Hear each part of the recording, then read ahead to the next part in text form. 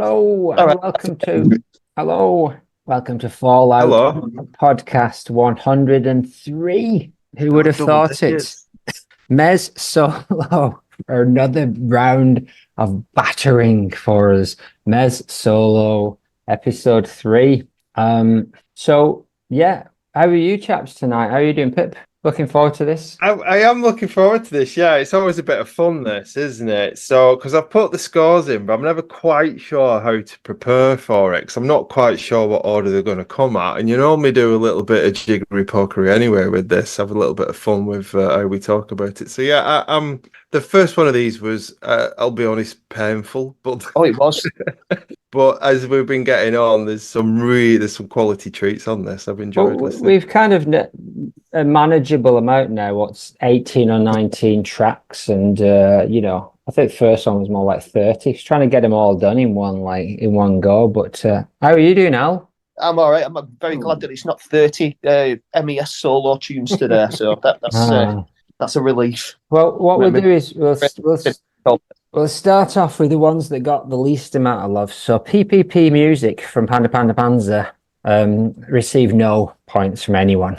That's one of the ambient interludes. Whereas PPP Music 1 and 9 got a little bit. PPP Music 1 got a single point, I believe, from me. And PPP Panda Panzer Panzer Music 9 got 3.4 points through some kind of convoluted I'm chain of assuming events. Stu had something to do with that. Stu was pretty sorted this time around. It was Alistair who Was he I have doing to the do jiggery pokery? some decimals for, but it's all good fun.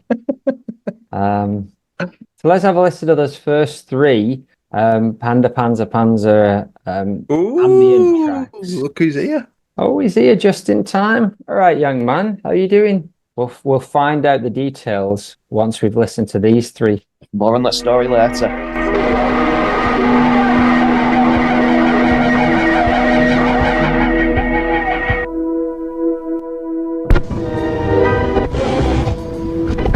More variety, man.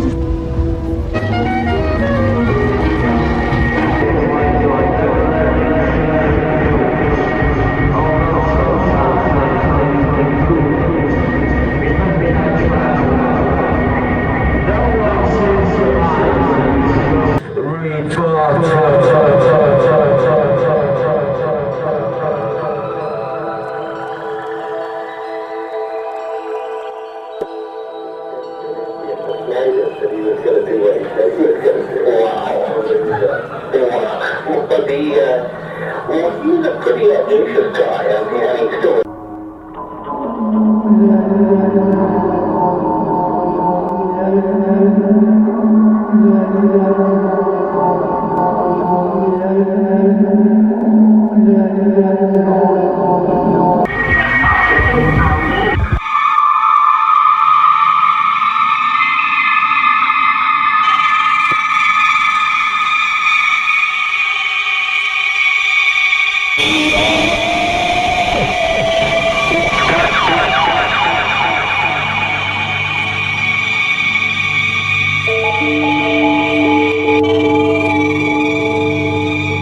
Yeah, so that's a nice one there. So although they didn't get much love between them, they're interesting little snippets. That was PPP Music 7, 1 and 9.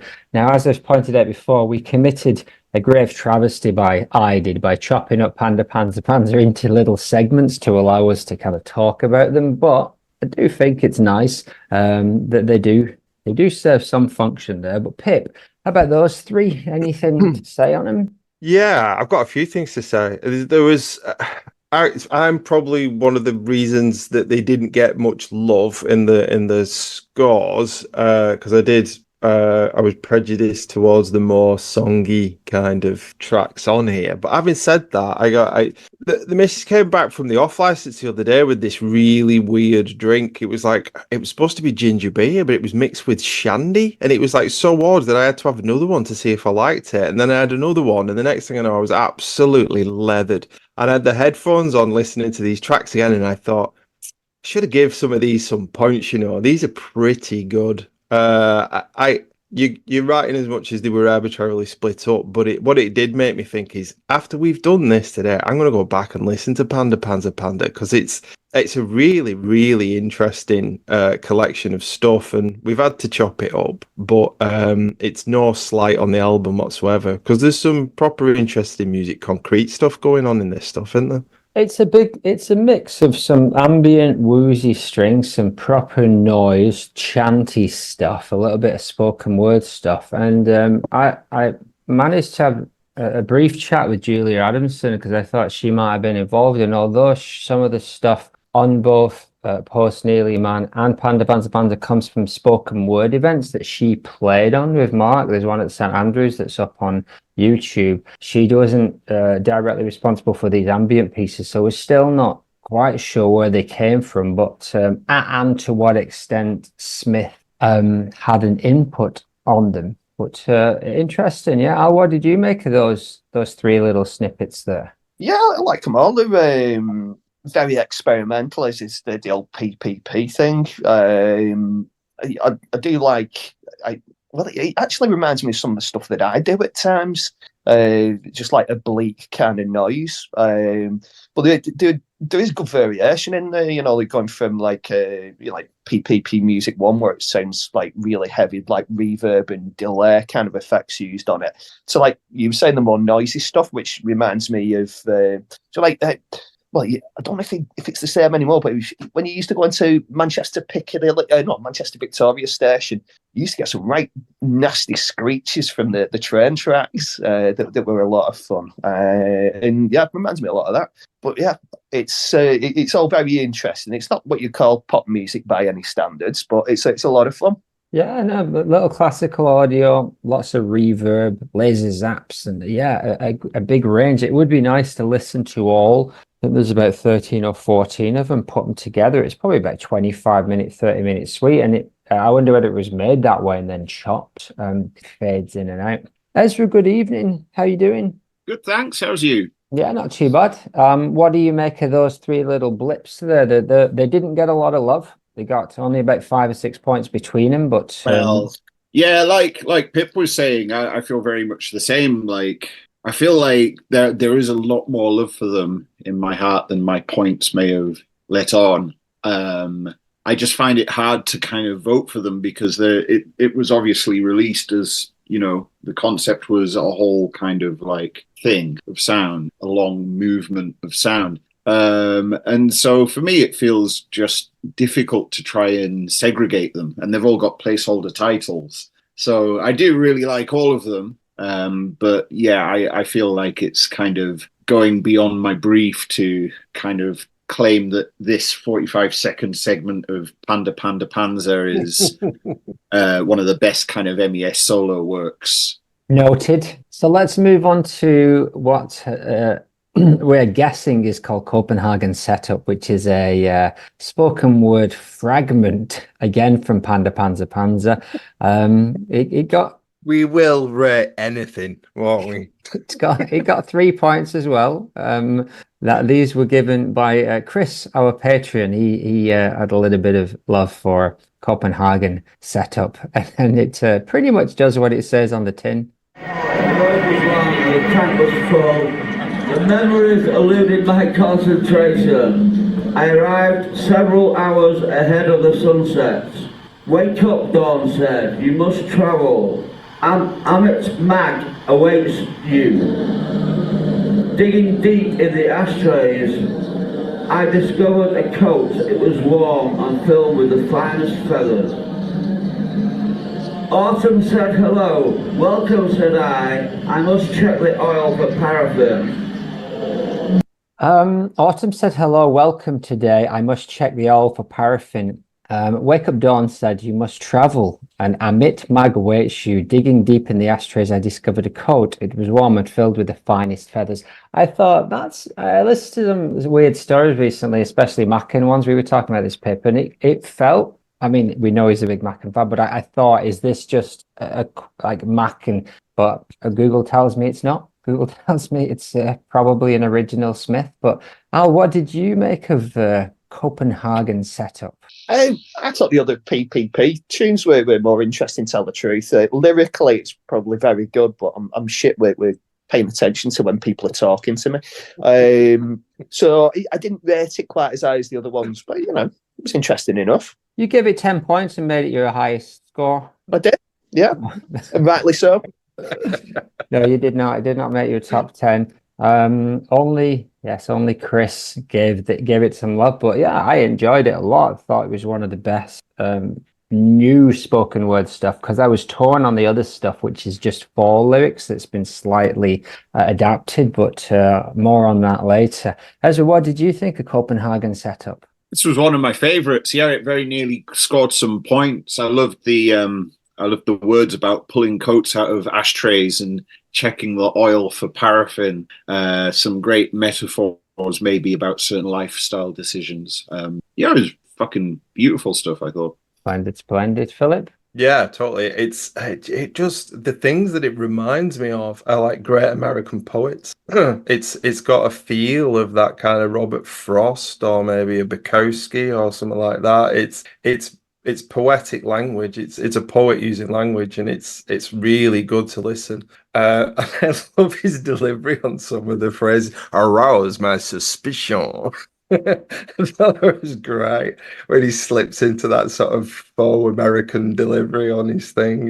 But yeah, like they both said, this was a cracker. But I was just a bit prejudiced to the beats. I think in this. It just makes it once again as wish that Smith had done more spoken word and done more, put it down on paper more. I mean, there's those 2 lyrics books, but they're not easy to come by, and yeah, it's beautiful stuff. But anyway, it only got 3.5 points, Earth points from a potential 80. So here's one that got a little bit more. It's called "When We Were Young" by a new team of Blaney and Smith.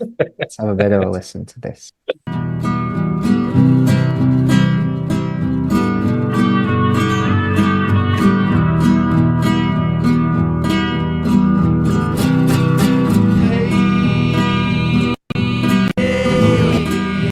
Come on, mate, it's okay. When they know the truth, what can they say? I hear you down.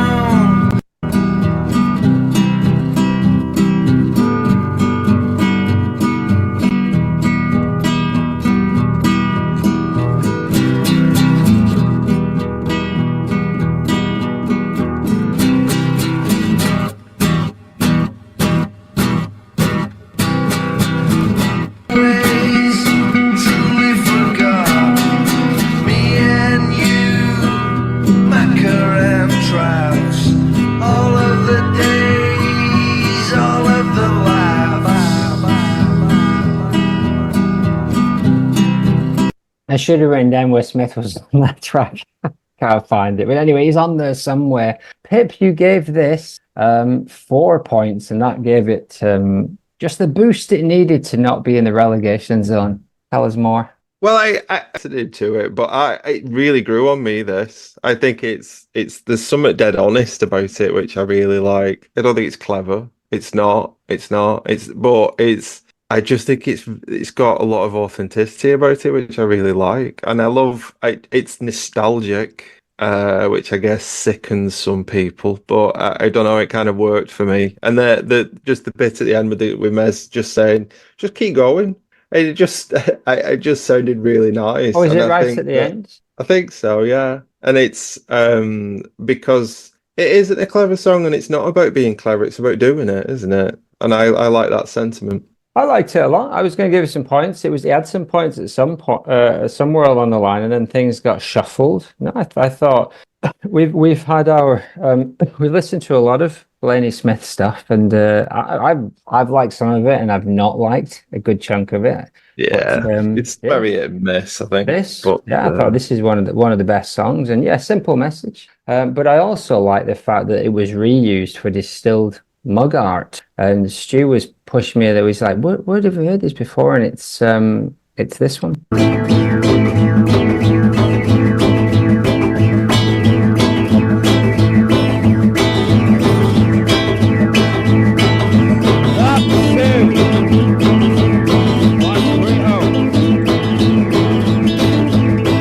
maybe, or maybe not.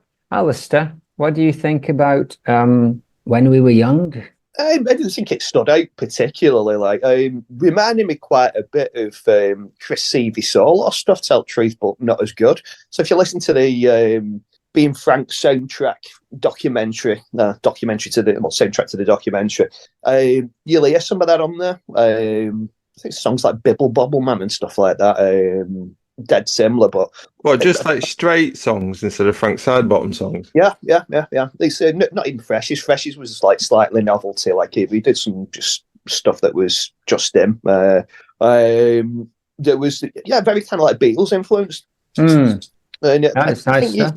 I think you got a little bit of a Beatles sound set to that. Like, I think you can't avoid it if you're doing that kind of 90s style pop. It's very influenced by that kind of stuff, isn't it? But not too bad. Ezra, this do anything for you?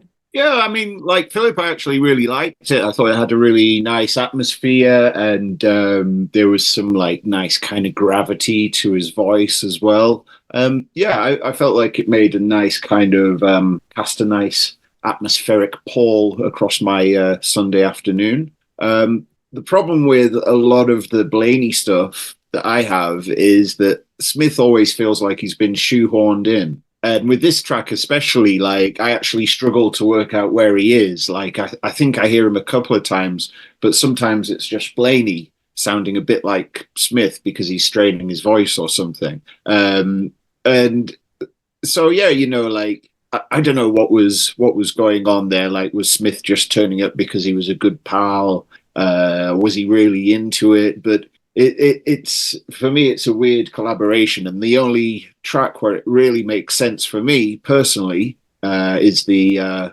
Footballs one, which I think is fucking great and hilarious. But all the other stuff that I've heard so far, it doesn't really like. I agree with that. Yeah, it feels like MES is being a mate, doesn't it? Rather than it's a proper collaboration. Well, you don't know what's gone at like in the writing and stuff, but I imagine a lot of this is Blaney's stuff, and like when there's something like Wake Up in the City, and what was the other one, which were just like he'd written them already, and then Smith. And as I said, there's still Mug Art. It could well be a variation on this, but that's that song though. That's a different league, isn't it? There's still Mug Art. Once Smith gets like his teeth into something, it's a whole different beast, isn't it? But a nice tune, and as with a lot of this solo stuff, we wonder whether it necessarily should be in the bag for Smith solo, but not too bad. It's the only straight. Oh no, not the only Smith Blaney song, because there's another one coming up in a minute, but not yet. First up, we got Life Just Bounces. English Glasnost faced murder. You wanted to know, didn't you? This is the first time dinosaurs have met their superseed. English Glasnost. Why are the truly skinned never Scotch? How does Welshman prize the political from everything from a garden, a jet plane over a loaf? English Glasnost. Life just bounces. Dr. Boring had a relationship with the drug company too, and I am half associated with the Softness Group. PLC on TV today, somebody claimed their dog had been molested by a textile chemist. English Glasnost. I had to stay in there, didn't he? Somebody claimed their dog had been molested by a textile chemist. English Glasnost. Does it count? Is it okay to do this? Oh yeah, this is great. I mean, unless I'm forgetting, up until now with the Panda Panzer stuff, we've had like Idiot Joy Showland, and maybe I'm not sure if there's been any others, but it's basically the lyrics of the song with a kind of weirdo ambient backing. But here with Life Just Bounces, we've got significant deviations from the song lyrics. And I put this quite high, or maybe I didn't. Well, you put you gave it about 4 points, so not too bad. Yeah, maybe I should have given it more, because I did really like it, and I felt like the actual song got rough treatment in the podcast. I feel like it's a classic, and it should have gotten at least around 2. But here we've got that the chorus with stuff like what is it, like a jet plane over a loaf. The dinosaurs seeing the men that superseded them, the English glasnost. It's very funny and interesting.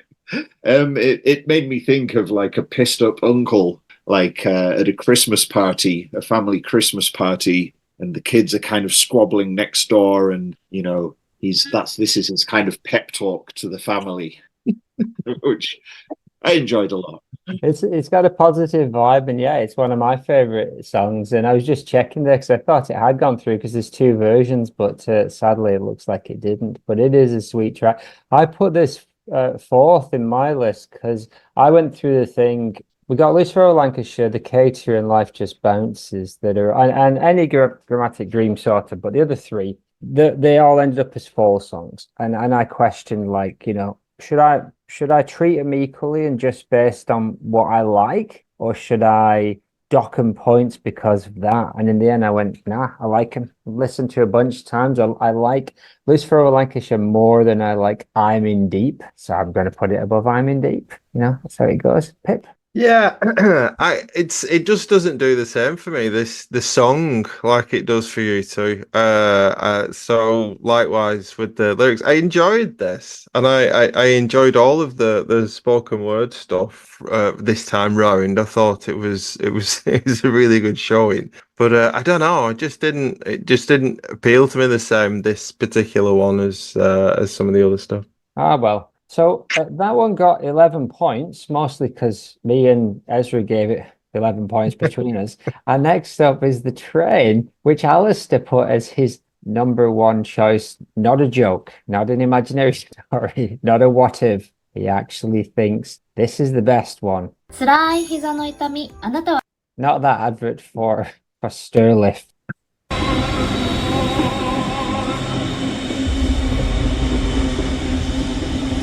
We've got guests, fire. Tickets, please. What time do we get into Truro? I said we should have caught that earlier train.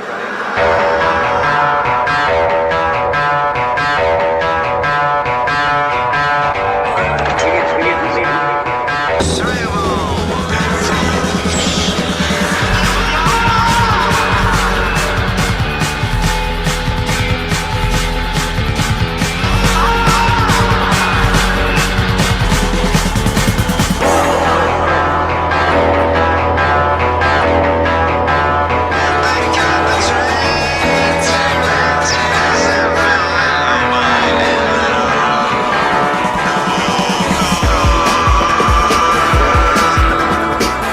I said we should have caught that earlier train.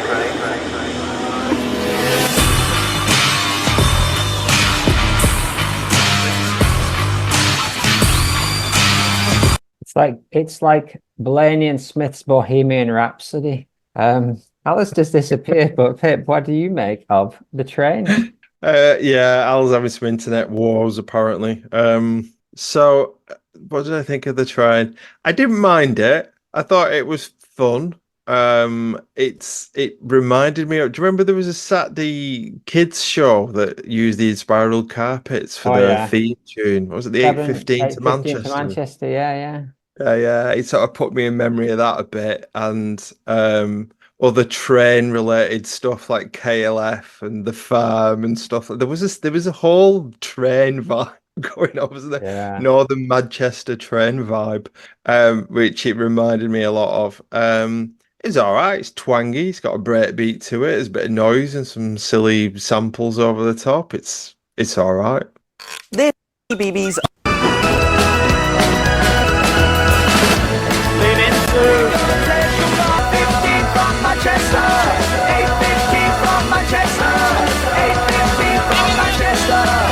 Yes, thank you.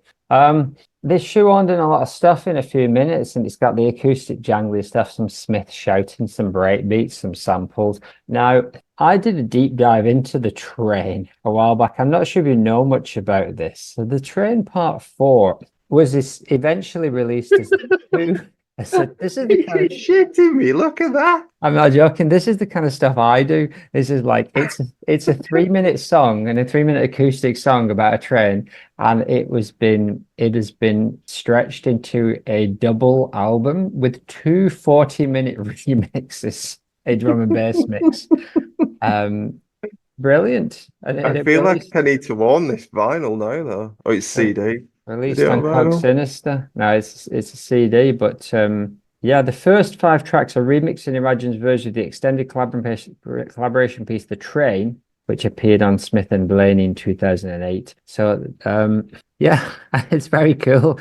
Somewhere in the deep, dark depths of the internet, I did hear that one of the 40-minute versions once, and it's just a longer version of that thing that we just heard there, but it's cool. And it's what made me think that maybe Smith did have more of a hand in Panda Panzer, because I'm guessing he had a hand in this to some degree as well, given that it is more in keeping with his sort of stuff than the Blaney stuff. But yeah, absolute madness. What do you reckon, Ezra? Yeah, I remember, and I think I probably heard some of it, that a friend of mine was talking about one of the Train albums, because like it seems like maybe it was the Train Part 3, just going by what I was scanning off the screen there of your internet, Brendan. The original version, or at least the way that my friend told it, was like basically a recording of Blaney and Smith on a train getting pissed with an acoustic guitar. Maybe a couple of journeys, but yeah, much more of a kind of field recording kind of vibe. And I think I might even have heard some of that. There might even be some of that on some iTunes in my house. But yeah, the actual thing that made it to the playlist was not really what I would want to hear, especially after hearing what I heard from my friend those years ago. Oh yeah, 40 minutes of Marky Smith drunk on a train. I would actually rather hear that than what we just heard. No break beats required. Yeah, well, it managed. It's a fucking train, for God's sake. It's its own break beat. Exactly. It managed to get here's what happens when the Bee Gees got their hands on a train. They wrote Jive Talking. When Smith got his hands on one, this is what he did: a 40-minute drum and bass experiment. Got 12 points, 10 of which came from Alistair. Michael E gave it 2. But next up is the travesty that is John the Postman's version of Louie Louie, which did Al vote for that one as well?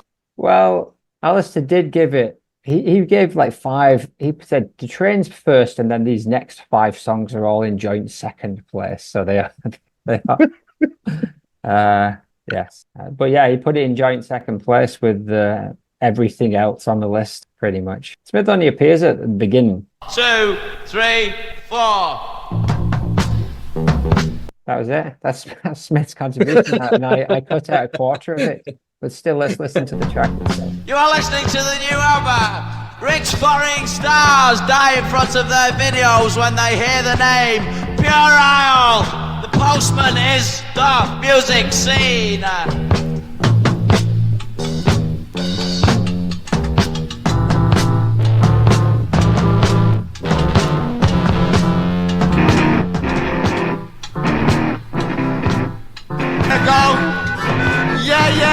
Yeah, I say Louie. Whoa, I say we're gonna go. No time for you. And if you don't like it, you go and get shoe. Cause we want the Sister Ray passage. Alright, just after this bit, it's gonna be nice. The Sister Ray bit.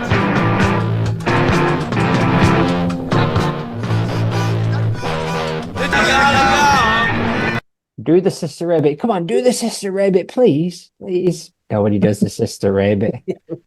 So it's just me and you, Pip. Everyone else has gone. As per usual. So I have made no secret of the fact that I'm not a big punk fan. And this, to me, it just tips over into that sort of gratuitous sort of. It's more fun to perform than it is to listen to. Yeah. I listened to it once all the way through out of obligation and duty. And then I was like, nah, I don't need to listen to this again. What about this?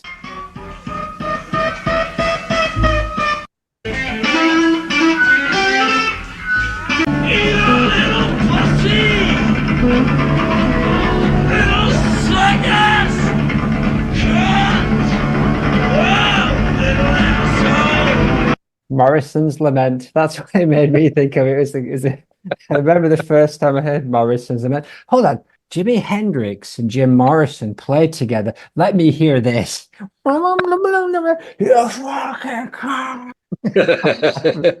minutes of Jim Morrison's shouting, Morrison's Lament. But anyway, what about Louis Louis for you, Ezra? Yeah, it's interesting to hear the story behind John the Postman, like kind of bum rushing the show and many people's shows and finishing off with a rousing cover of Louis Louis. And I'm glad that this exists, but I can think of versions of this that I'd rather listen to than this actual one. Yeah. I don't know who else gave it some love other than Alice. Michael, though. Michael, he's given it quite a bit of love. I'd like to hear a bit more. He didn't really give us much background on those songs. When we get to the top of the poppermost of people's, I'll tell you what some people thought. But Michael plays his hands close to his cards, close to his chest, as the saying goes. But next up was Lucifer over Lancashire. Very play there. Yeah. Is this just him straight reading the lyrics? Because I didn't bother checking.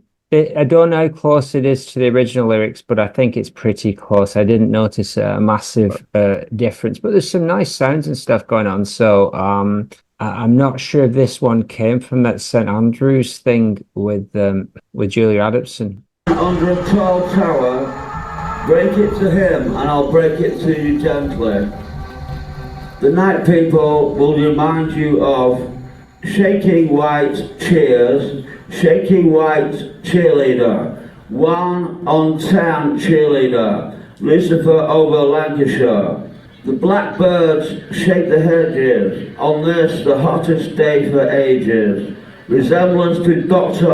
Yeah, it's a straight up Lucifer over Lancashire, which I love, and I gave 9 out of 10, and I was, like I said, conflicted, but I went with it in the end. Gotta follow your heart on these things. Chris on Patreon also gave it 8.5, so that gave it most of its points. But Ezra, what do you make of the Lucifer? Like you, I can't actually remember the song that well, and I didn't bother checking if the lyrics were the same as the song or not, but I really enjoyed this version.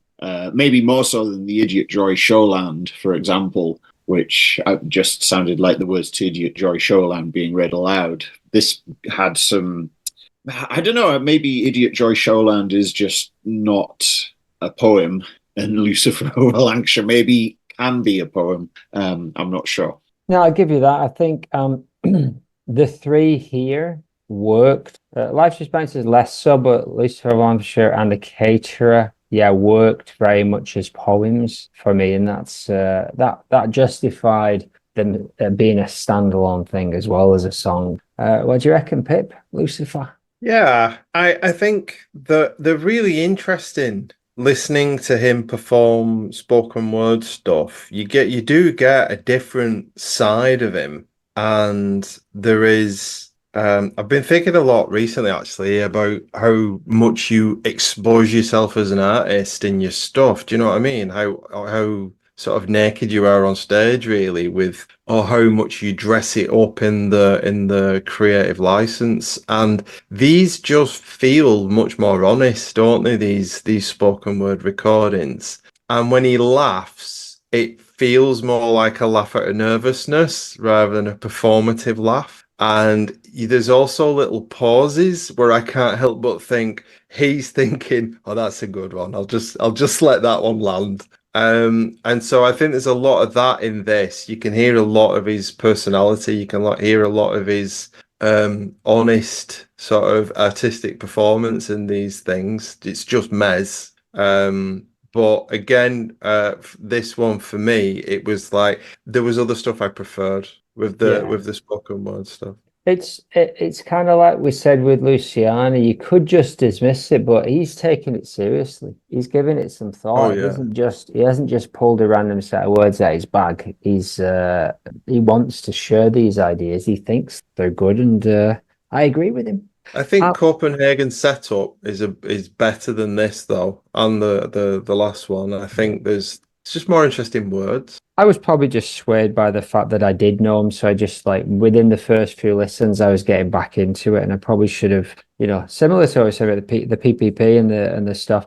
That was more interesting, but I guess I was just swayed in the short term by the songs and the lyrics that I knew a bit more.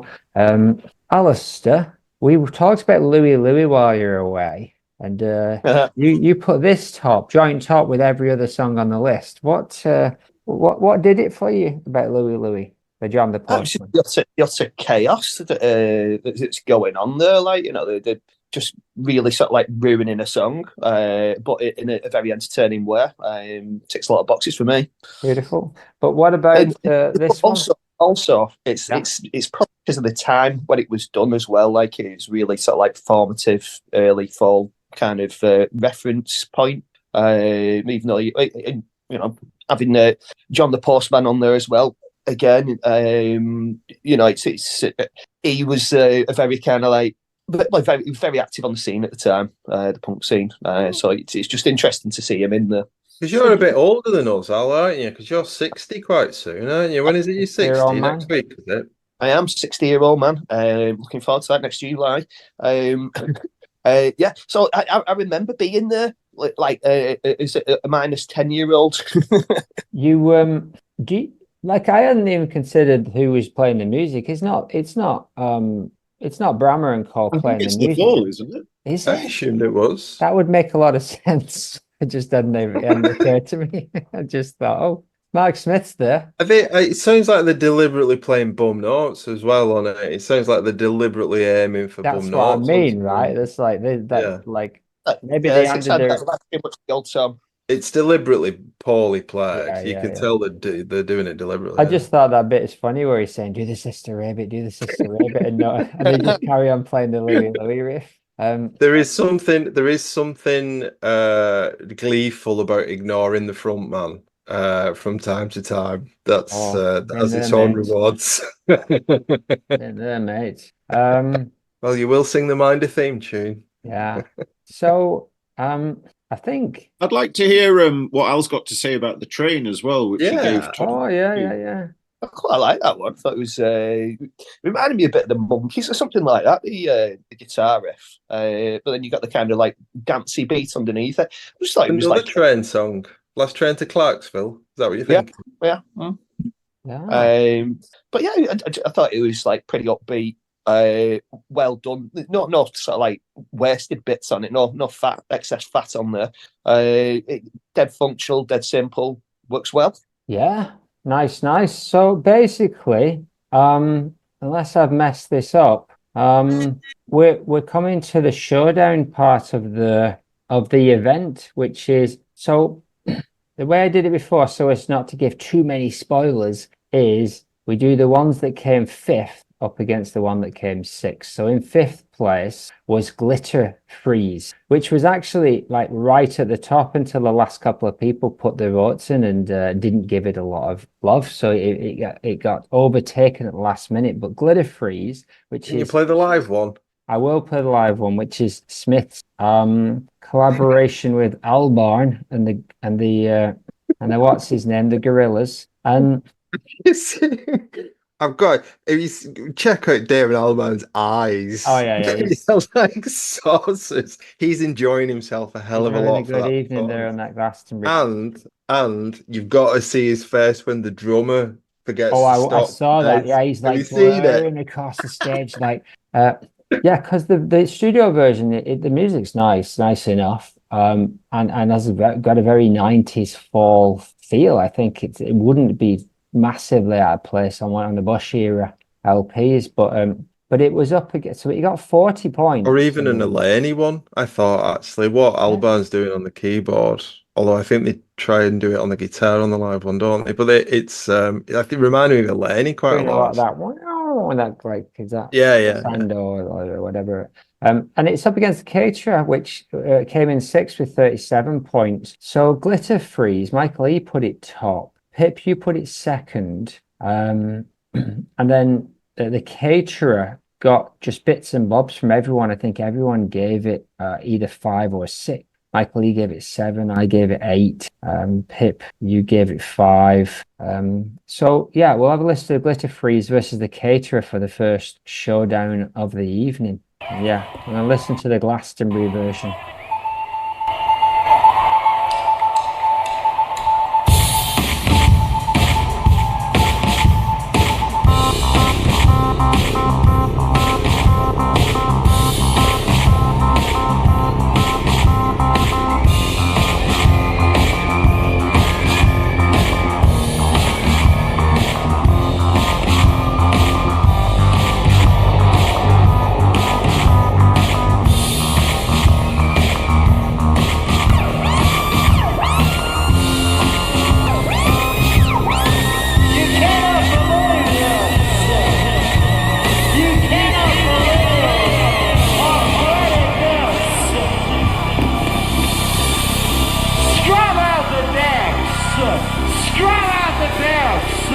It's the Glitter-Freeze!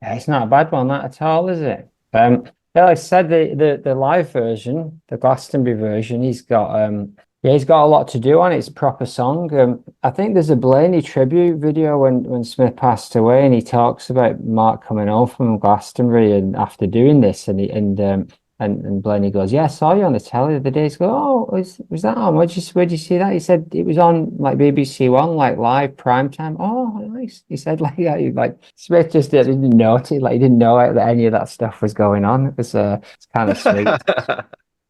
Yeah. So Ezra, what did you make of Glitter Freeze, the Gorillaz? Yeah, I mean, the recorded version has like 2 lines from Smith. They're good lines, you wouldn't credit or believe it is a fine line. But if he wasn't in it, like the music wouldn't transcend my okay to dance to when I'm drunk kind of bracket.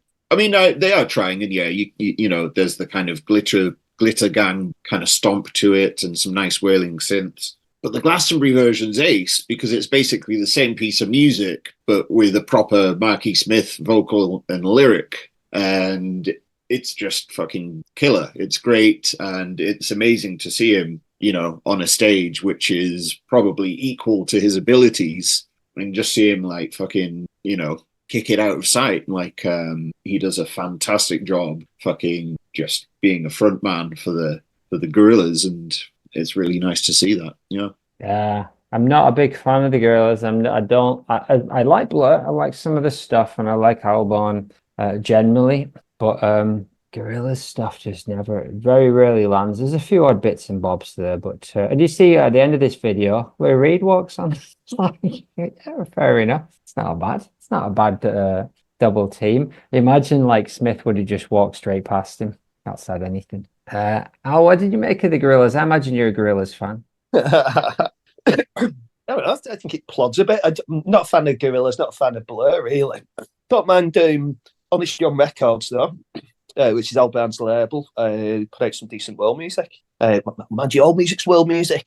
But yeah, I just think it plods a bit, this. Like, they stuck a few synthy noises on there to try and make it sound a bit more interesting. And yeah, Mark Smith sort of like being able to rant over the top of it is probably the most interesting thing about it. A bit of applaud for me. Right. Is that Paul Simonon playing bass there? And because I only played live with him from the Clash, but I couldn't. It could be.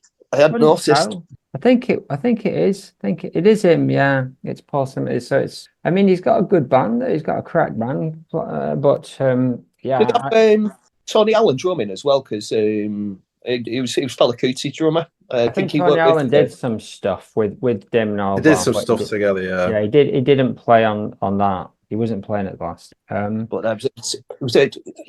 Tony Allen and Jackie Liebzeit dying so soon together was just like two of my favourite drummers. Just going within about a week. It was terrible. And at times. next Even dead. Oh no! Who's dead? even in death, they were in time.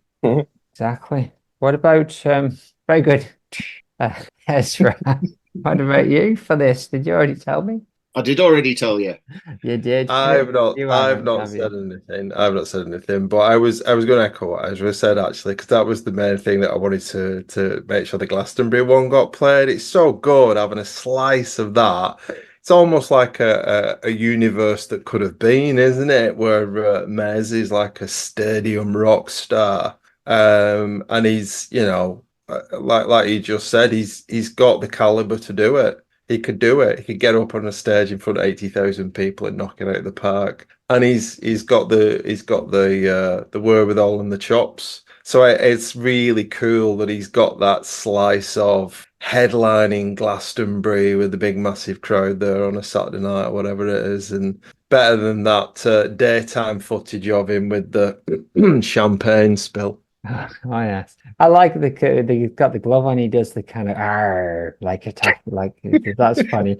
But you do wonder whether the kind of the grace period they gave him for that song would have continued had he been a lead singer for the entire set. Maybe I'd like to think so. I think Albarn is well into it, and I think that song shows a lot of respect for like what the Fall have done in music. Do you know what I mean? The repetition and the noise, or like an incongruous noise over the top of a very repetitive beat and stuff. And yeah, I think it feels like a nice tribute to MES, to be honest with you. I think so. Seems like it was made with him in mind at least. And he's the kind of person who could just phone up and say, "You want to do it? We'll give you $5,000 or whatever, 10 grand." Yeah. All right. Well, it's up against the caterer, the spoken word version of Post Nearly Man.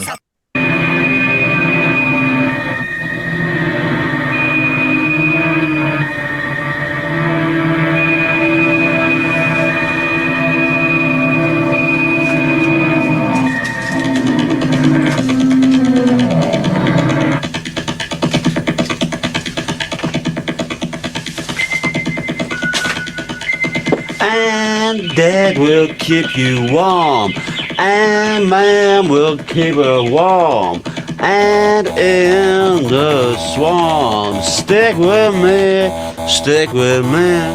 I am a caterer.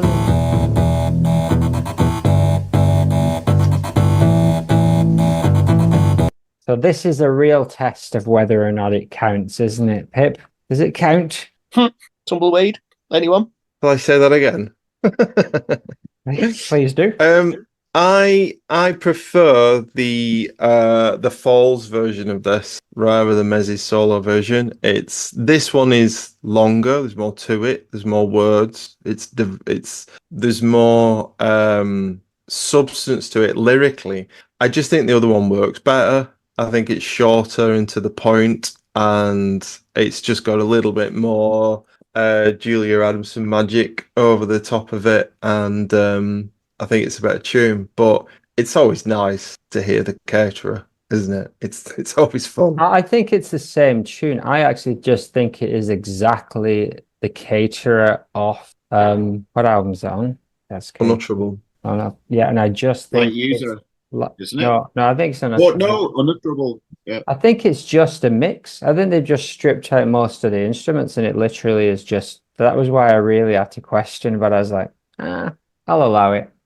Ezra, what do you make of the chips off the bone? Yeah, I really liked it, and I liked it because it's got different lyrics again, and obviously it's also got that gorgeous kind of like low fidelity skater style kind of tape mush going into it, and then the Post Nearly Man kind of repeating motif of the the puddle battle bottle puddle battle kind of noise sound effect going. and then it just brings in the track to the caterer, which was basically free range anyway. But yeah, like I say, he's changed up the lyrics, and I really like the line, "And death will keep you warm." And then the next line, I can't remember it, or maybe I can, but as of what I remember it is "and he has already gone" or something. And I was like, yeah, wow. And there's a bunch of other stuff, and I haven't had a chance to sit down and write it down, but it was all like, got a new take on the caterer.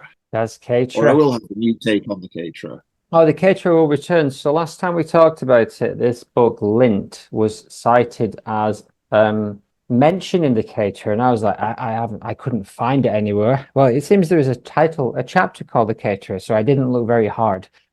So this is a fictional biography of a mad writer. It's very funny. It's proper non sequiturs, proper like high level nonsense. Steve Eilert. His main contribution to the short-lived Pearl comics was the baffling action strip, The Caterer.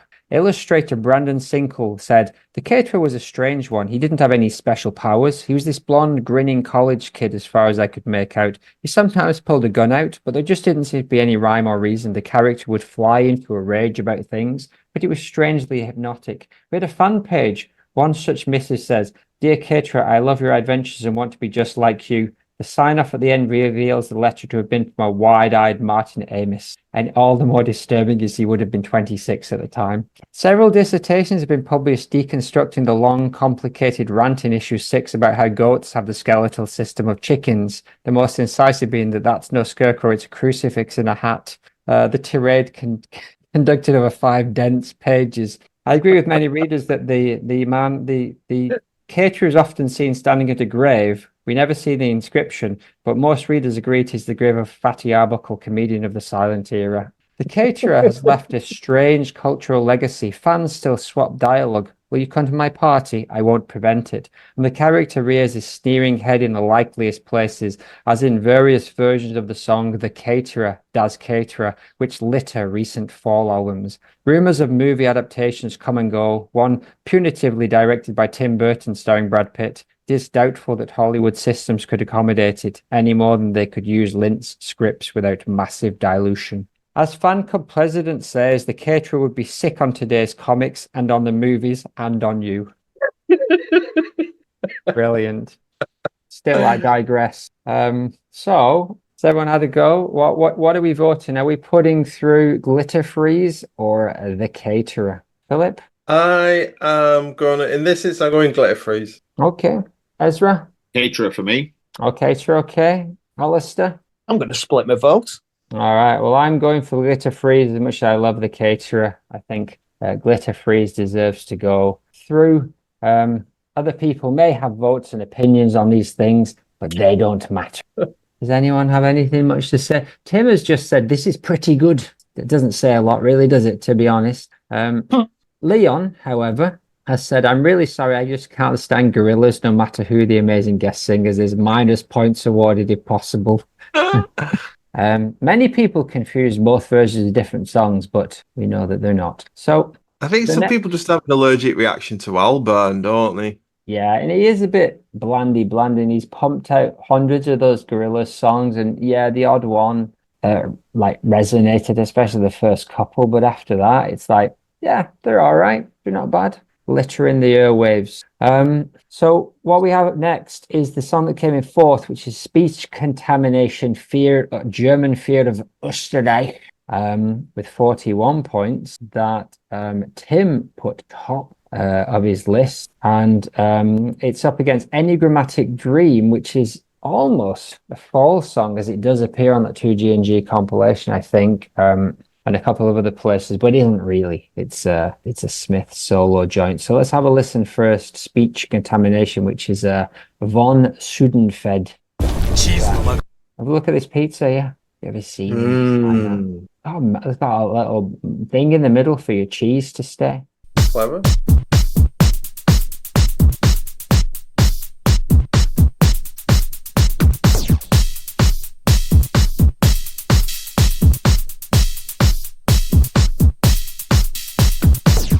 Doch gut zu deiner neuen Rock. Passt Gott zu deinem neuen Rock. Passt doch Gott zu seinem neuen Rock.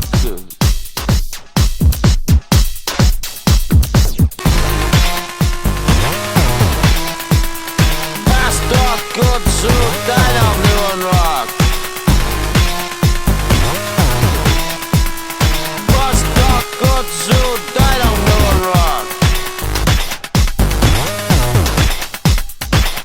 Durch vier, durch Schicklige Österreich. Da prima ein, Pullover, passt doch gut zu deinem. Speech contamination, German fear of Österreich off the Von Sudenfed Traumatic Reflections album. Alistair, do out for you? Yeah, I quite like this. It's just all the it's the beats, the mechanical kind of feel to it. It reminds me quite a bit of T-Rems from here or shit Catapult Records, the output they were doing in the sort of early noughties. Do like the German over the top of it. It's always funny hearing MES being bilingual or attempting to, sounding like he knows what he's on about in this, not just repeating stuff from films, I think. So I can't see anything to criticise on this. Point well made, Ezra, yourself? Yeah, well, the Von Sudenfed album is really quite special, I think. And here we've got Smith doing German, What's Not to Love? It's a straight-up banger. And it's got a great title, German Fear of Österreich. They do have a little bit of fear, don't they? What about you, Pip? Any fear of the South? It's a cracking tune. It's do you know what when I was re-listening last night, I was thinking I probably should have voted this higher. Actually, it was one of my regret tunes. I think this one. Having said that, though, there's better tunes on the album than this. So I'm not surprised it didn't end up higher from the points. And it is great hearing MES just shouting out German. It sounds fab over a breakbeat. So I'm a big fan of that. Yeah, it is nice. Tim says that slide up bass is beautiful and great when it kicks in, when the riff kicks in. Much more developed as a full track compared to some of the others on the record, and I'll give him that. However, I was just torn, even, the same question about whether it's legit, because, it's on the album, and I'm sure Smith had some input, but he's just sampled. It's just a couple of samples. He's not, he's done in like 5 seconds, and they just looped that a few times, and, I don't know. How do you know that, Brendan? How do you know that? He could be just repeating it. He could just be nailing every. I'll give him the benefit of the doubt.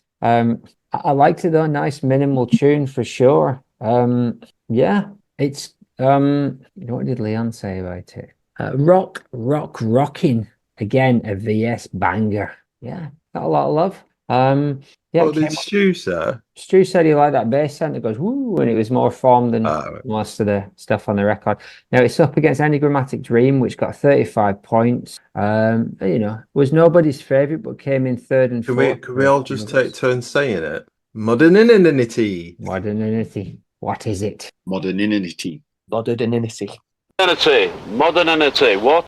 Modernity. Water Lane 0171 5599. Dream Sat May. Tents and Tomatoes at Blackpool, where Jimmy Bloomfield has been brought back to host jousts in Modernity, one of the many football grounds that have been converted to hold this revived sport. From today and forthwith, jousts at Modernity. Jousts in Modernity. Charged landscape. Watching the female bouts at the beginning on the tent-bedecked terraces. I exclaim out aloud, it's too drafty in here. Those girls will certainly catch their death of cold.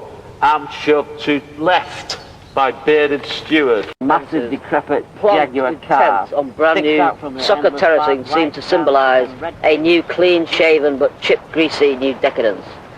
So this appears as Sports Duo on Panda Panzer as well, and so it's another one that's around in a few places. But this version has been doctored, like there's different voices and it's sped up and slowed down. It's very nice. And a nice weird story of future football stadium joust. What's your take, Pip? Yeah, absolutely love it. Absolutely love it. It's some weird magical realism type poem, type poetic story that he's doing. This is where he reminds me most of like William Burroughs. It's these kind of tape experiments where he's telling a strange avant-garde story that you think is more important than you can make sense of. And yeah, I'm hooked from the moment it starts, and I've loved it every single time I've listened to it. It's brilliant. Sweet. Ezra, you had it up in the second best track. What do you make of it?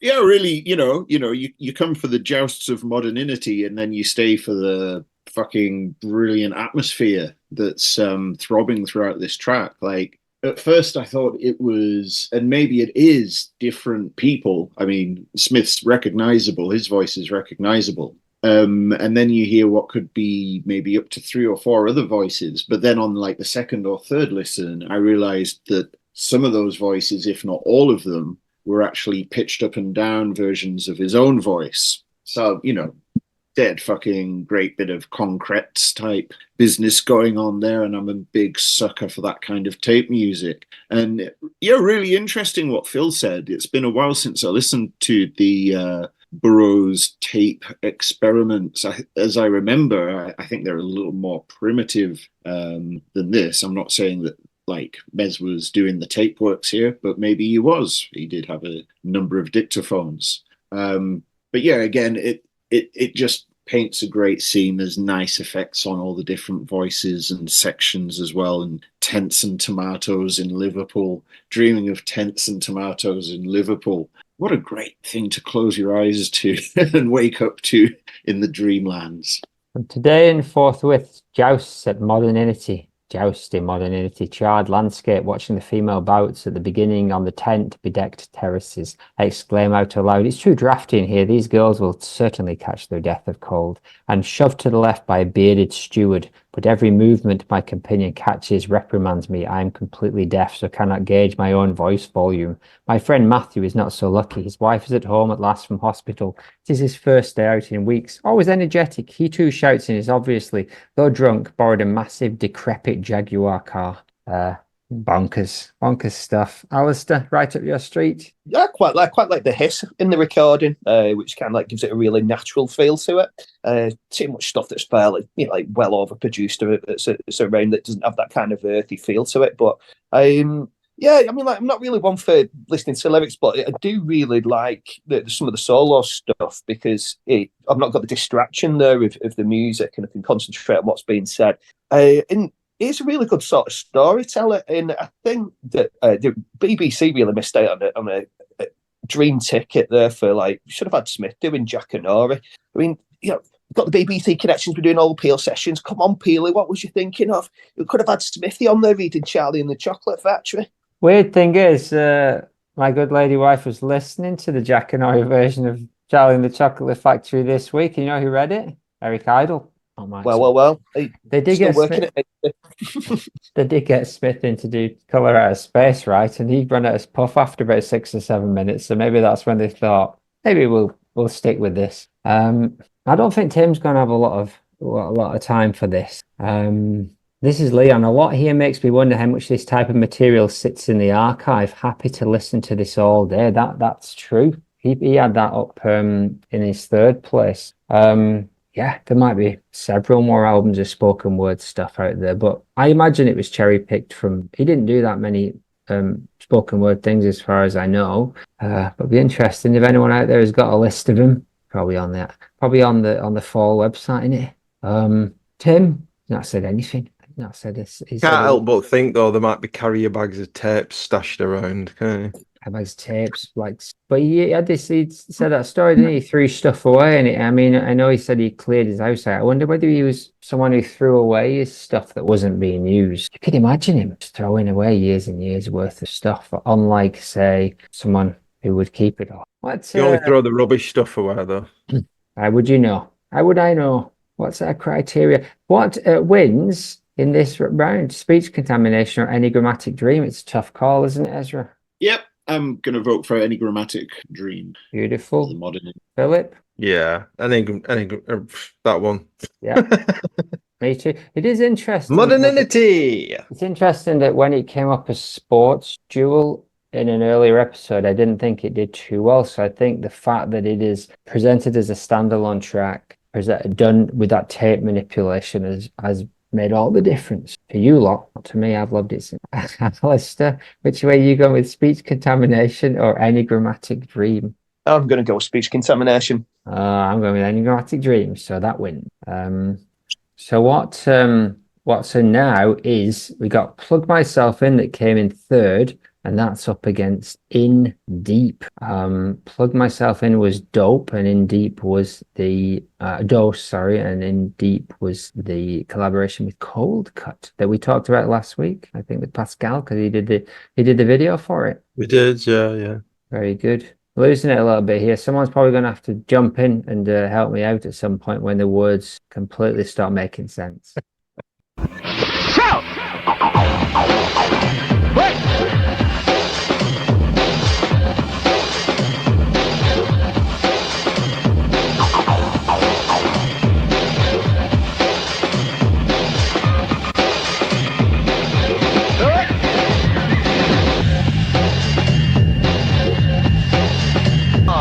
Equals warm.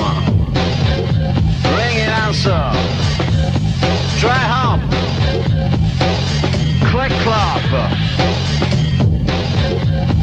Appliances are broken. Nobody around to fix them. I just can't seem to plug myself in.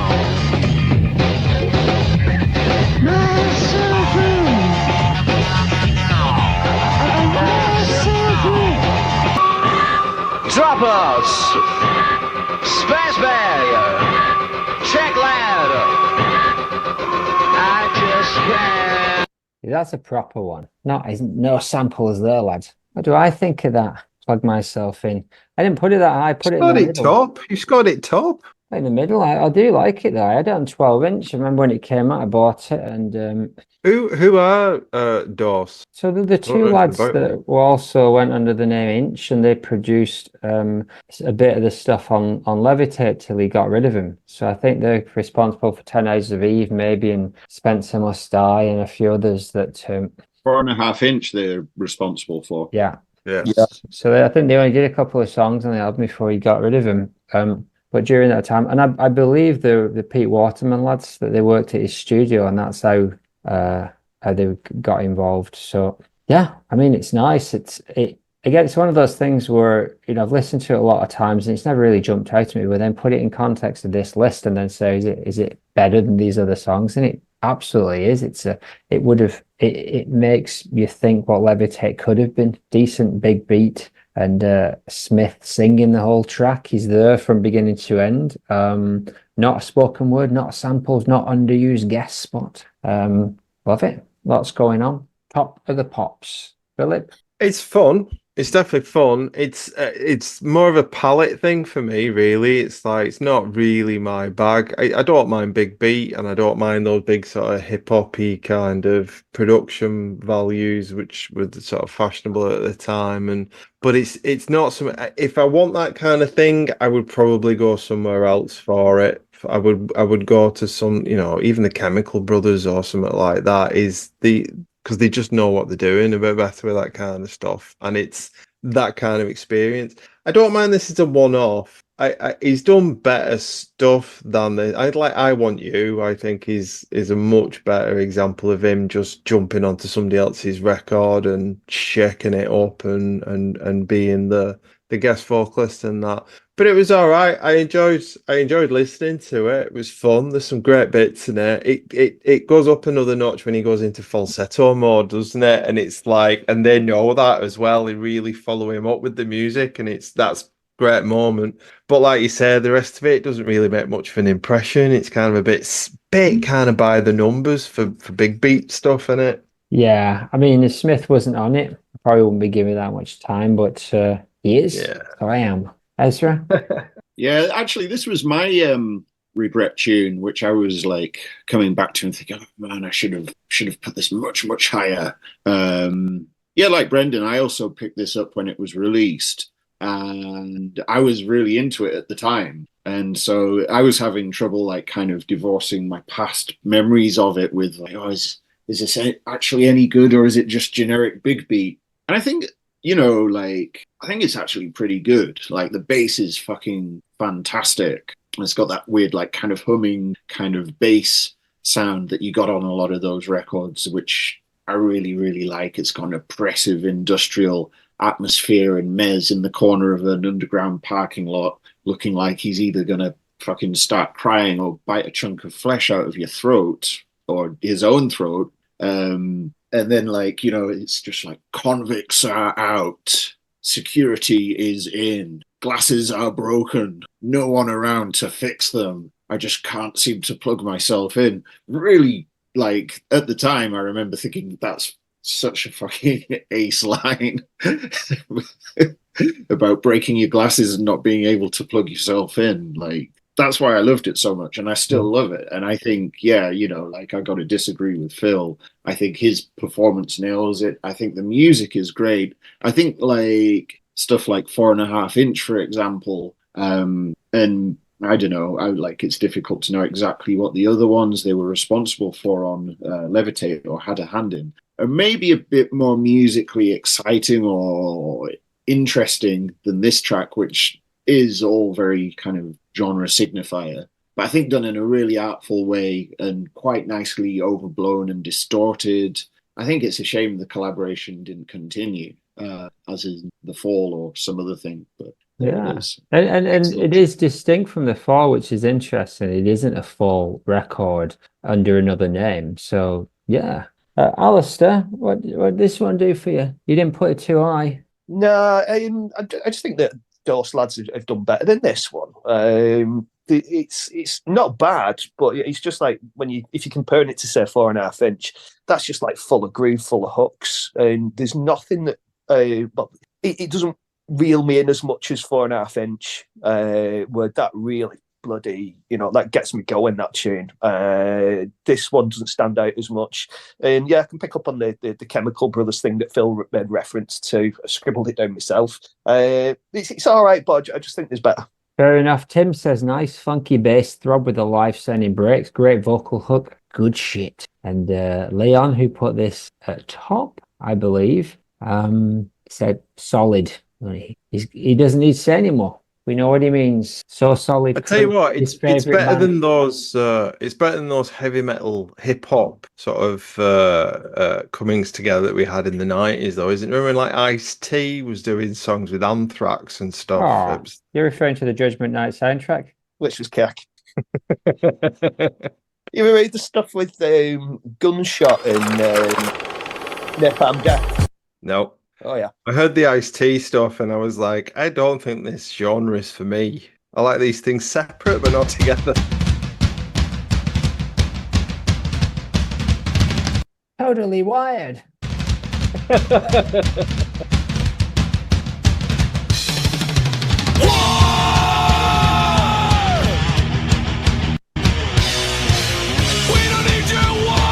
Yes, I agree with you, Philip. Best left in the 90s. Although on that album, De La Soul and Teenage Fan Club did a great song called Falling.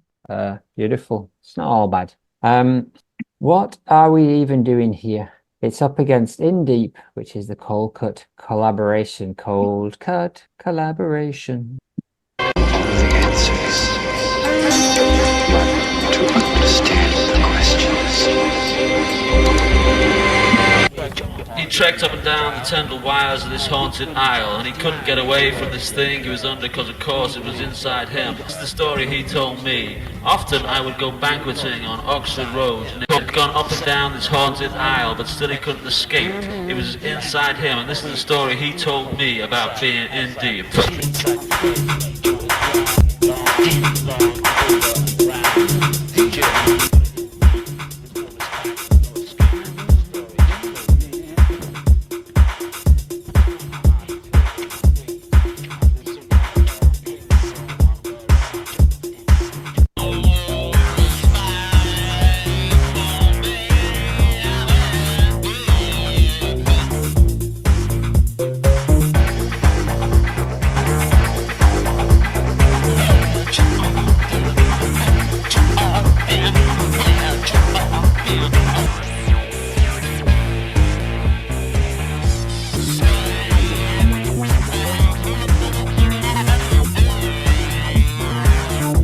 kind of gets going at the end. If DOSE is coming from the rougher end of the scale, this is definitely the classy end of techno. But Ezra, what do you make of I'm in Deep? Yeah, like I'm a big fan of Coldcut, and I felt like I needed more opportunities to listen to this on like a decent sound system. I only really listened to it over my PC speakers, but I didn't give it many points at all. It was at the bottom of my list, and the reason for that was like it's got a nice intro, but then with Smith's vocal part, a lot of it's got this really nasty kind of distortion on it, and you can't really hear any of it, or at least I couldn't make out. And you know, like there's nothing wrong with a bit of distortion and, you know, mashing the voice up a bit, but to compare it to both Plug Myself In and the Von Sudenfed tracks, you can actually hear him. Also, like, you know, they have that in common with most of the F.A.L.L.O.U.T.P.O.D.C.A.S.T,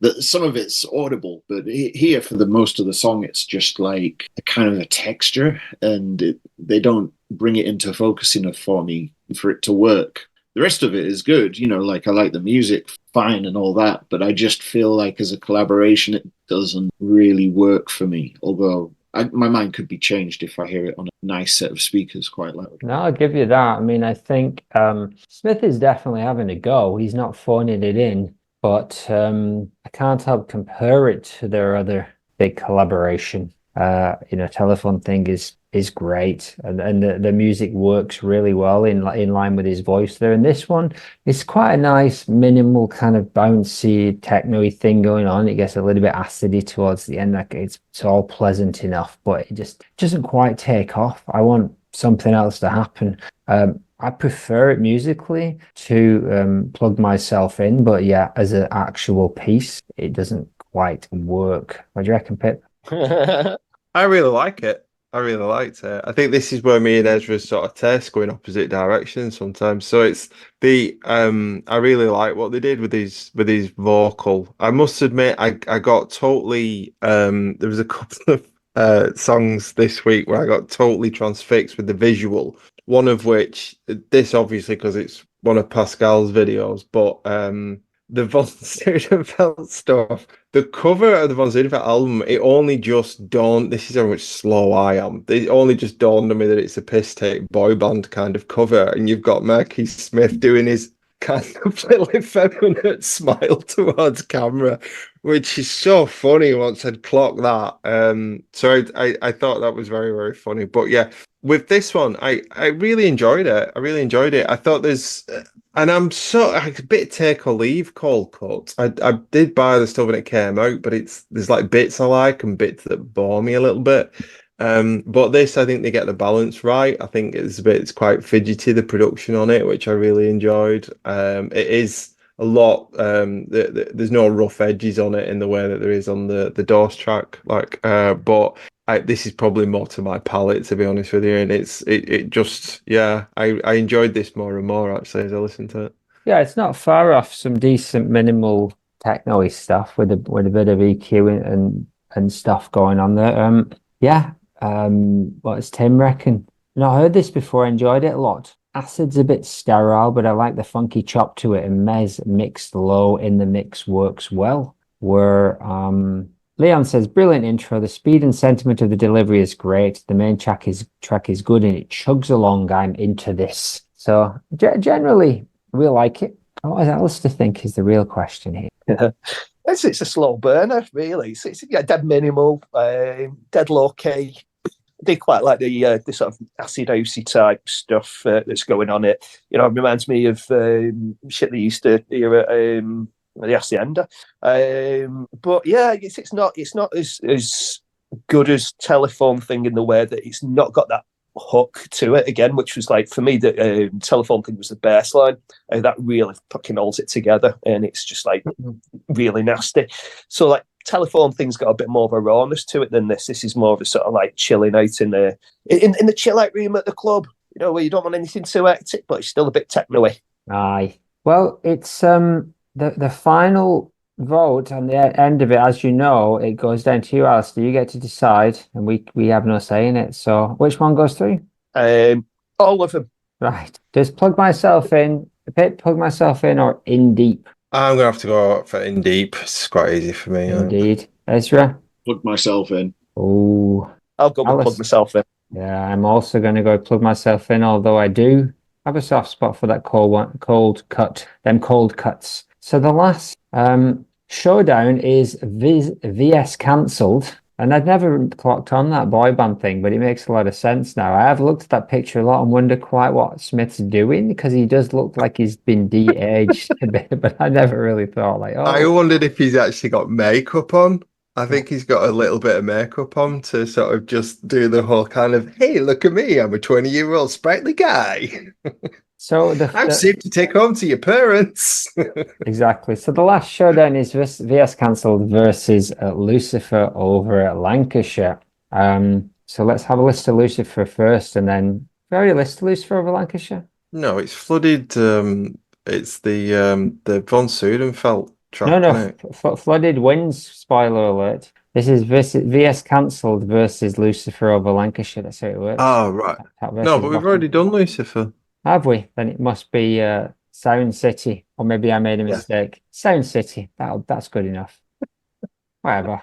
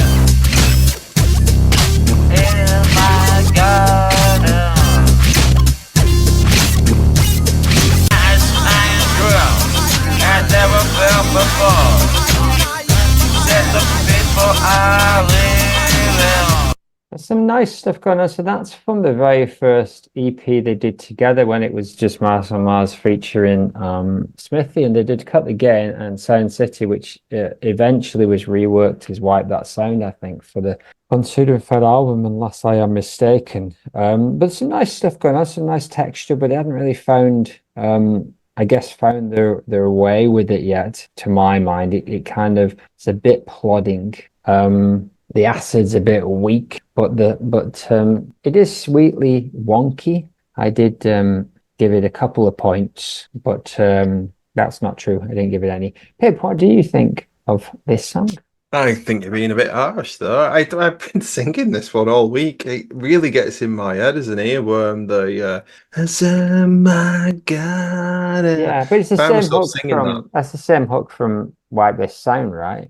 Yeah, it is. But that's, I'm talking about the song as is, and that's been stuck in my head all week. So, as hooks go, it does its job. I don't mind the plod. It is ploddy, but I don't mind it. I think it's a nice rhythm for it. It just smacks of Manchester. I know it's not an obvious Happy Mondays kind of Links type song, but it reminds me of that sort of vibe. It's that whole sort of swaggery shoulder mank walk thing. And I'm a bit of a sucker for it. I don't mind it. I like this track. Sweet. Al, what do you reckon? Did this do anything for you?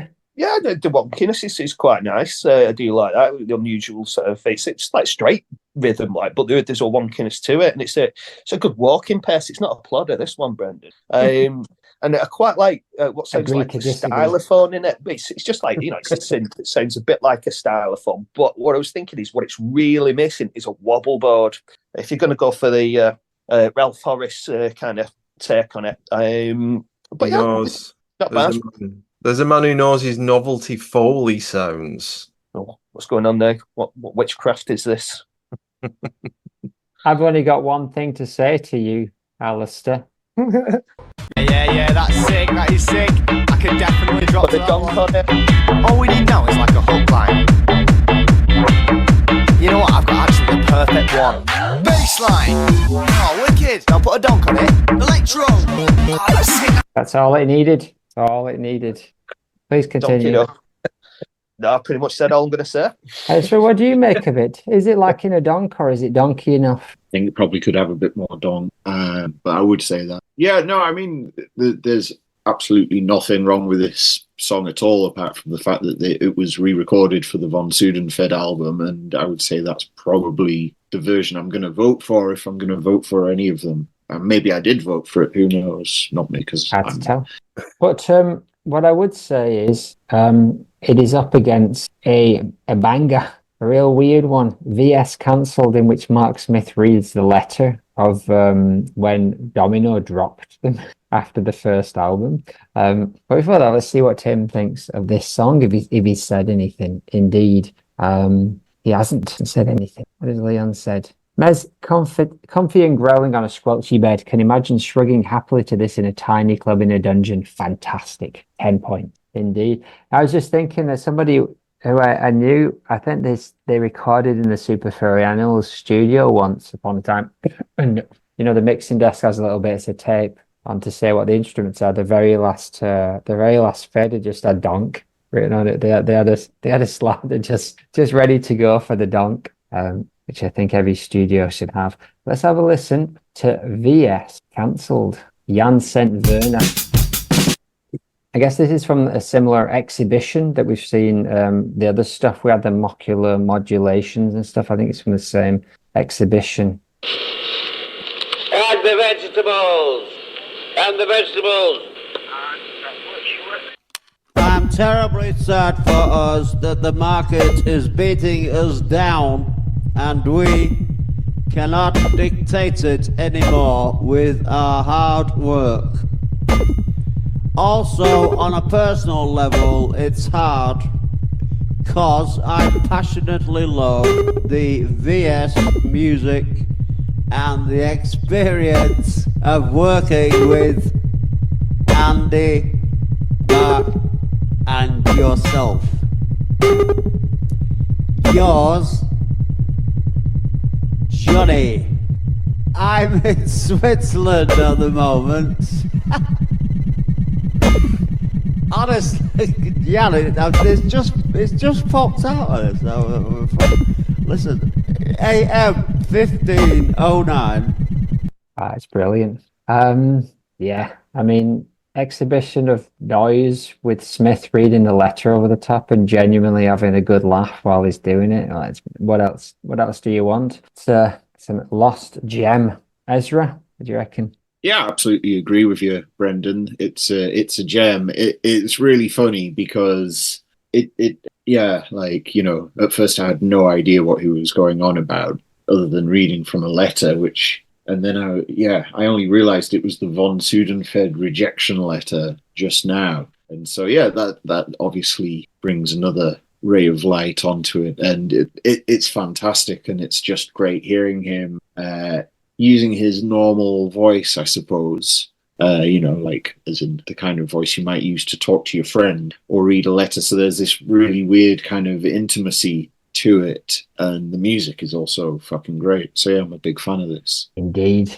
Pip, you put this top as well as I also did. Tell me more.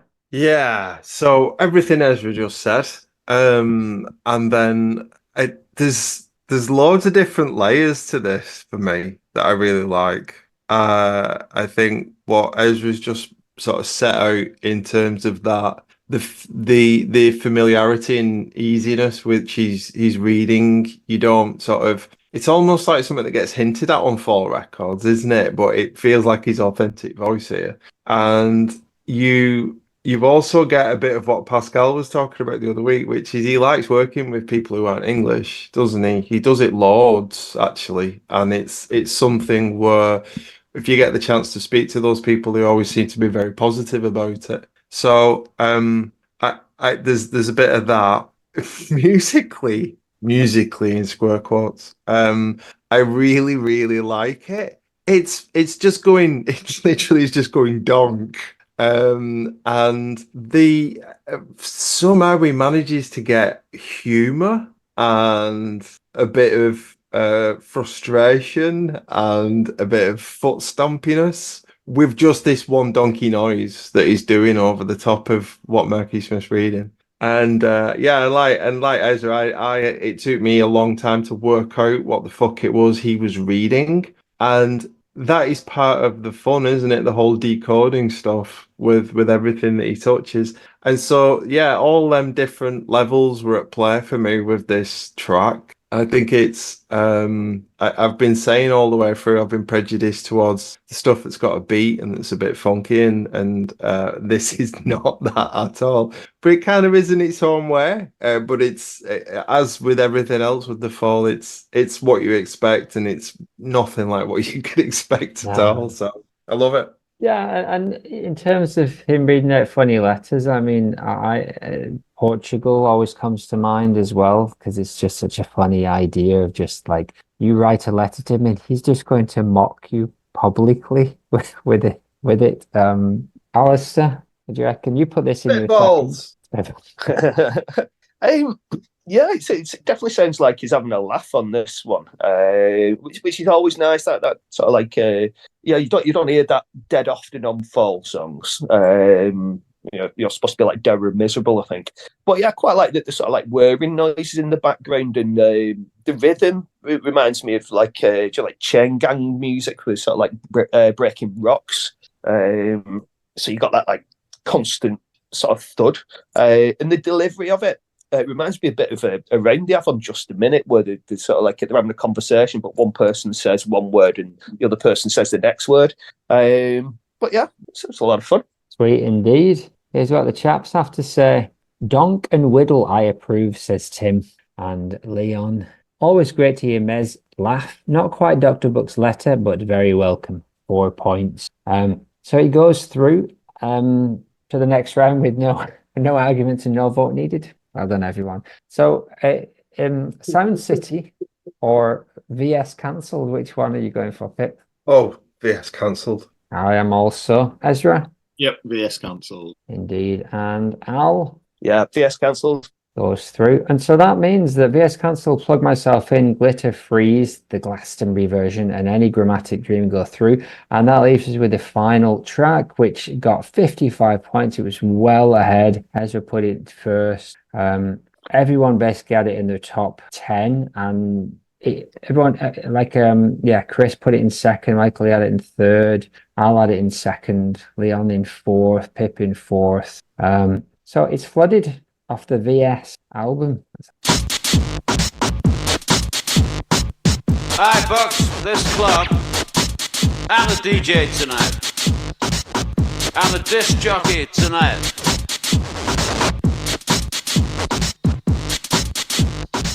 A guy shows up, says he's the DJ of the night. Sudenfed. But it was me who fucked the goddamn club. I was the DJ tonight. The other DJ did a goddamn rubber shit because he pissed the fucking bell. I flooded the club.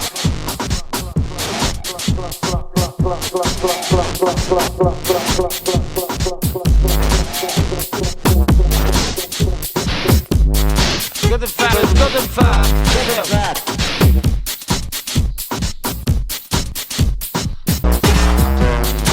It was good and fat to him.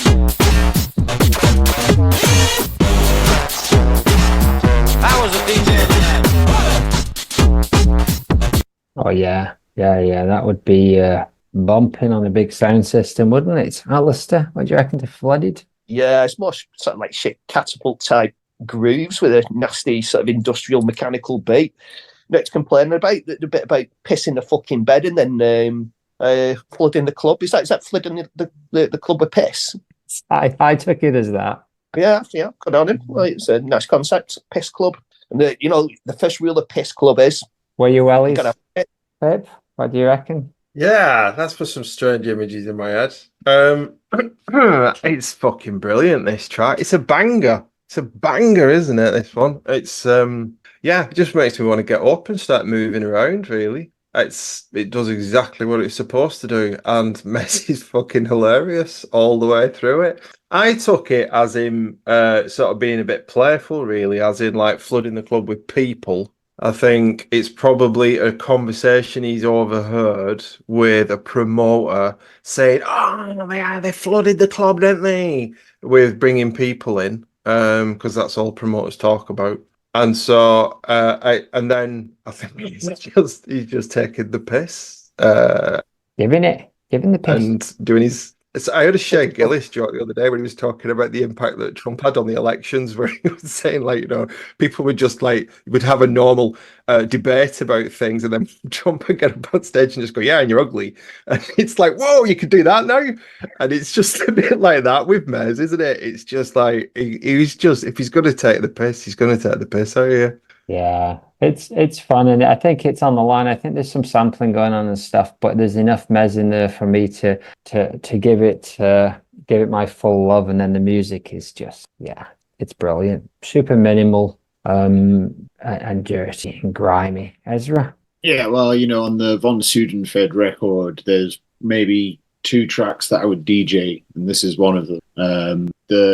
Mouse on Mars just do these fantastic kind of convoluted, funky beats, which just continuously like morph and like syncopate into like madness. And then you've got MES talking about, "Oh, the other DJ was Sven Vath. He fucking pisses the bed, but I flooded the club." And it's just fucking hilarious. Does he say it's Sven Vath? I didn't get that bit. Yeah, that's one of the lyrics. The other DJ was Sven Vath, but he pissed the fucking bed. Something like that. Yeah. The other DJ has to sleep on rubber sheets because he pissed the fucking bed. And the other DJ was Sven Vath. I'm the DJ tonight. I flooded the club. So I just think it's fucking hilarious. And it to me, it's reminiscent of Dr. Book's letter in that, like, you know, you've got this weird name dropping of like a figure that's kind of integral to like the club culture of the time. And there's some weird level of satire going on there, but it's so artful because it's just not direct about anything. But you can just tell that he's really fucking laughing at the whole kind of scene. Very nice. I think it's a great track. And imagine him hanging around with Miles on Mars, he would have drifted closer to that scene, right? And that would have just been so ridiculous for him, like, because they're very on the edge of that stuff, like the Janssen Werner arty stuff, but then they're like proper in the middle of that, you know, German techno. It's like the Berlin art scene, isn't it? I think so. I imagine so. Like the artiest of the artiest art scenes. Yeah. Tim says, "Nice scrappy beat, better when the narrative slips away and the MES is fragmented." And to take us home, Leon says, "Flood that club. Did they ever play live? That would have been a treat. Nice angry elephant, helium Hoover stabs. Good shit he would have put on the end. Probably he didn't. But there we go. So Flooded, VS Cancel, Plug Myself In, Glitter Freeze, and Any Grammatic Dream go through. That's our third one. There's only one more before we actually get into the final showdown of the best of the best, of the MES of the best. Next week, if he shows up, Dave Bush, I think he will. Very exciting. Been positive so far, so start checking out them tracks from the D-Bush era. We can deconstruct and reconstruct. Ring, ring, ring, ring. Guys, he's here. Said he's very excited. Good, we are too, Dave. See you next week. Bye. Love you. The end. All right, chaps. All right, take care. I shall see you on the other side. See you later, Mum. Bye. Cheers. There, innit? We're gonna have